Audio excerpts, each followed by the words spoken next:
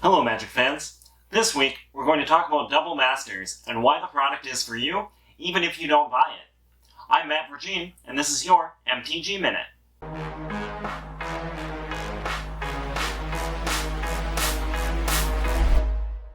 Welcome back to the show. We've spent the last couple weeks talking about why you should sell your cards. This week, with Double Masters spoiler season beginning right now, and the release in 2 weeks, we're going to talk about buying cards. I'm not going to debate whether or not you should be buying booster boxes or the VIP packs. There are plenty of other takes on the internet for that, and to be honest, you know whether or not you're the type that's going to buy the sealed product anyway. My goal is to share some knowledge that you can use on this set and other sets going forward.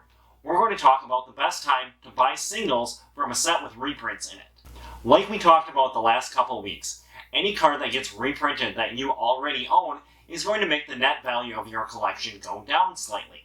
However, if you've been waiting to buy a card because of the price, now is the perfect buying opportunity when a set with reprints is coming out. Just like the last couple weeks, let's use actual real-world data to prove our points. First, let's look at Demonic Tutor, which was reprinted in Ultimate Masters roughly 2 years ago. As you can see, the price dipped down to about $17 right when the set was released. Slowly, over a period of about a year and a half, it climbed back up to around $35 to $40, and this is even with another reprint in the Mystery Booster product. Demonic Tutor has incredible demand, which explains the rebound in price, but it also indicates that there was a time that it could be had relatively cheaply. This same idea applies to all cards in Double Masters. If there's a card you've been holding off on buying due to the price, and it's in Double Masters, this is the best possible time in the near future that you'll have the chance to purchase it. And remember on the graph how the lowest price point for Demonic Tutor was right on release weekend? This is a pattern that is historically repeated with every set release containing reprints. As vendors and players try to recoup their investment, a lot of the supply is dumped into the market right on that weekend, and for most cards, that is going to be the best time to buy. Let's look at Craterhoof Behemoth that was just reprinted in Jumpstart this past weekend.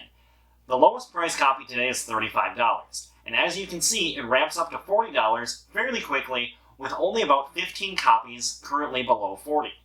Remember that this was a $55 card just a couple weeks ago. This is just a quick example of this pattern, but with a master set full of reprints like Double Masters, this will apply to almost everything in the set, excepting the borderless box toppers. And speaking of the box toppers, let's look at how these might fare.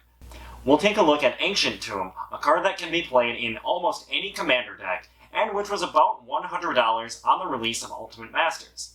As you can see, it briefly popped up to around $125 as the initial supply drained from the market. However, the demand wasn't sustained as it's been slowly falling in price ever since until just recently where it's had a small bump in price. Keep in mind that there isn't much supply entering the market due to COVID, and this increase will probably correct itself when things return to normal. Overall, with just a couple of exceptions, the box toppers from Ultimate Masters all follow this general pattern. What we can take away from this is that once the hype fades away from Double Masters and our attention is turned to new products, the borderless box toppers will most likely fall in price too. But this is highly dependent on the print run of both the Double Masters booster product and the VIP packs. One additional thing to consider in this case is that if you are the type of player who can afford to buy these cards with expendable cash, you probably don't mind if the value of a card falls 20% or not, as you're basically just blinging out your deck. So, even in this case, the release weekend is probably going to be the best time for you to buy. You might lose 20% over the life of the card, but you're going to have and be able to play that card right away. That wraps up my take on buying strategies for the reprints in Double Masters. I want to thank you for watching. If you like the show, please like and subscribe, and I hope to see you here next week for another MTG Minute.